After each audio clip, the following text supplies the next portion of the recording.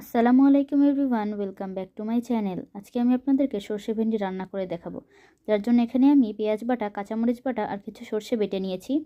কড়াইতে পরিমাণ মতো তেল অ্যাড করে সব বাটা মশলাগুলোকে দিয়ে ভালোভাবে খুন্তি দিয়ে নেড়ে নিচ্ছি। সামান্য পরিমাণ পানি অ্যাড করে এতে লবণ দিয়ে দিব, পরিমাণ মতো হলুদ দিয়ে ভালোভাবে মশলাটা কষিয়ে নেব। এরপরে যে ভেন্ডিগুলো কেটে রেখেছিলাম সেগুলোকে দিয়ে দিচ্ছি। ভালোভাবে মশলার সাথে ভেন্ডিগুলোকে মিশিয়ে নিচ্ছি।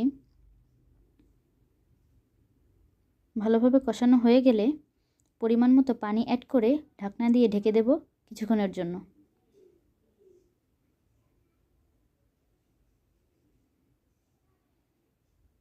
ঢাকনা খুলে আবার একটু নেড়েচেড়ে নিচ্ছি। তো ব্যাস, তৈরি হয়ে গেল আমাদের সর্ষে ভেন্ডি।